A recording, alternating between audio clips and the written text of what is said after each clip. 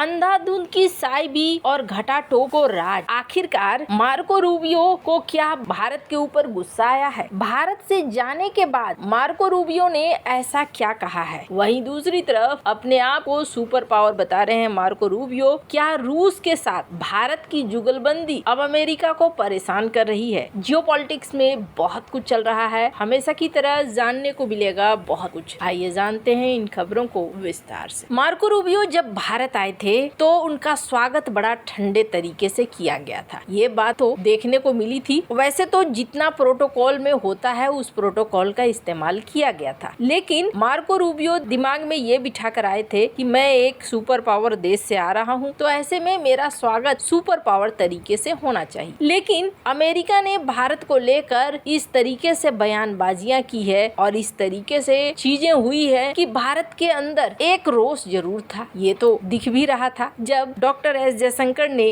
रूस को लेकर सीधे सीधे अपनी बात रख दी। आपको याद होगा मार्को रूबियो के सामने रूस को लेकर भारत ने एकदम स्पष्ट शब्दों में कह दिया कि हम तेल खरीदेंगे जहां से भी हमारी मर्जी होगी और रूस हमारा अच्छे वाला पक्के वाला दोस्त है। अब मार्को रूबियो यहाँ से जाकर क्या करते हैं, ये एक बहुत बड़ा प्रश्न था। मार्को रूबियो जब यहाँ से गए तो वैसे ही पाकिस्तान भी दौड़ा वहाँ, और पाकिस्तान के उप प्रधानमंत्री और विदेश मंत्री वो पहुँचे। उन्होंने मार्को रूबियो संग बातचीत की। एक संकेत मिला कि पाकिस्तान को ये अपने पाले में रखना चाहते हैं अभी भी। हालांकि सिर्फ ईरान एक मुद्दा नहीं है, बल्कि ईरान के अलावे भी एक बड़ा मुद्दा है। स्क्रीन पर इस वीडियो को सुनिए। The United States, and I would argue the world, cannot depend on one country for 90% of anything, especially 90% of things that are critical to our economies, not from our weapon systems to our pharmaceuticals. We just can't live in a world in which we rely on anybody for 90% of what we get in one sole source that could be cut off at any time as leverage against us or punishment or in a time of conflict. And so we are actively searching and have plans in place, and we're implementing these to diversify where we get critical minerals, where we get our supply chain, secure that supply chain. And obviously the Chinese would like to retain their monopoly position in some of these. This is going to be a long-term issue that we're going to have to continue to confront and work on. Work on that continues even while we are engaged in the ability to dialogue and speak to them, because we have to. It's responsible, and we truly have no choice but to be able to do that. It's to their benefit and ours, and I would argue to the benefit of the world. जिसमें Marco Rubio ये कहते हैं कि हम किसी देश के ऊपर 90% तक आश्रित नहीं रहना चाहते हैं। अभी अगर बात करें तो हम 90% तक आश्रित हैं। हम अलग अलग देशों से अपने सप्लाई चेन को, अपने रूट को बांटना चाहते हैं, अपने मिनरल्स वगैरह को भी बांटना चाहते हैं। यानी इनका ध्यान पाकिस्तान के ऊपर है, क्योंकि पाकिस्तान के पास बलूचिस्तान में अच्छे खासे क्रिटिकल मिनरल्स की भरमार है। दूसरा एक और वीडियो चर्चा में है जहां अमेरिका अपने आप को अभी भी सुपर पावर मानता है। स्क्रीन पर इस वीडियो को सुनिए। और क्या ईरान युद्ध से अब अमेरिका को अच्छा खासा नुकसान हो चुका है? ईरान युद्ध से भी नुकसान हुआ है अमेरिका को, और साथ ही साथ ये भी देखने को मिला है कि जिस तरीके से कई देशों के साथ अमेरिका भिड़ता जा रहा है, अमेरिका के लिए आर्थिक तौर पर समस्याएं बढ़ रही हैं। ऐसे में अमेरिका अब एक रास्ता ढूंढ रहा है कि और पैसे कहां से बनाए जाएं, और इसके लिए डोनाल्ड ट्रंप का ना एक बड़ा ही पसंदीदा खेल है, और वो खेल है टैरिफ का। अब एक बार फिर से अमेरिका के USTR ने 301 जांच के बाद एक प्रस्ताव दिया है, और इस प्रस्ताव के तहत भारत सहित लगभग 60 इकोनॉमी पर एक्स्ट्रा टैरिफ लगाए जाएंगे, ये बातें कही गई है। अब इसमें प्रस्ताव में क्या है, जबरन श्रम यानी कि दबाव देकर काम करवाना। वैसे आपके मन में सवाल आएगा कि क्या ये टैरिफ लग चुका है? नहीं, ये अभी टैरिफ लगा नहीं है। एक रिपोर्ट है जो अभी पहुंची है। अब राष्ट्रपति और संसद इसमें फैसला लेगा कि क्या करना है क्या नहीं। अंतिम निर्णय नहीं है ये। जुलाई तक एक टिप्पणी आएगी, उसके बाद फैसला हो सकता है। अब इसमें है क्या, अमेरिका के ट्रेड एक्ट 1974 के तहत अमेरिका किसी की ऐसी व्यापारिक नीतियों की जांच कर सकता है जो अनुचित है और अमेरिकी व्यापार के लिए हानिकारक है, और उसके बाद टैरिफ या प्रतिबंध लगा सकता है। USTR का भारत के ऊपर आरोप है कि भारत जबरन श्रम करवाता है और इन प्रोडक्टों को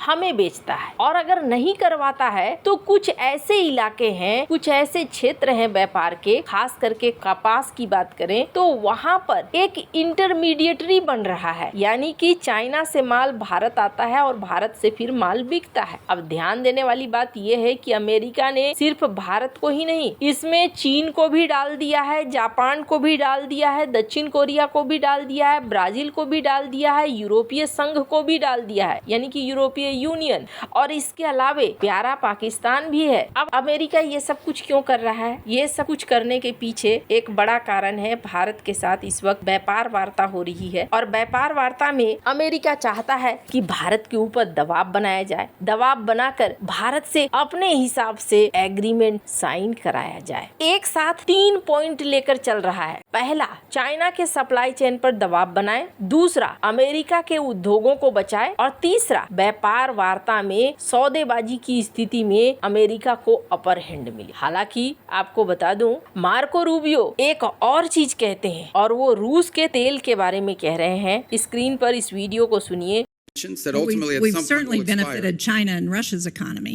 Well, China doesn't. I mean, China refines oil. They import a lot, but they refine oil, and But they also benefit from Russian oil. But my question for you is, can you commit not to extend the general license again when it expires on June 17th? Well, that ultimately is a decision that's made by Treasury, but I will tell you, it depends on the circumstances at the time. We would like to end it as soon as we possibly can because the underlying policy of this country has been to sanction their oil. These are time-limited waivers for the purpose of opening up more global supply. I understand that, but if we continue to extend them, they're not time limited.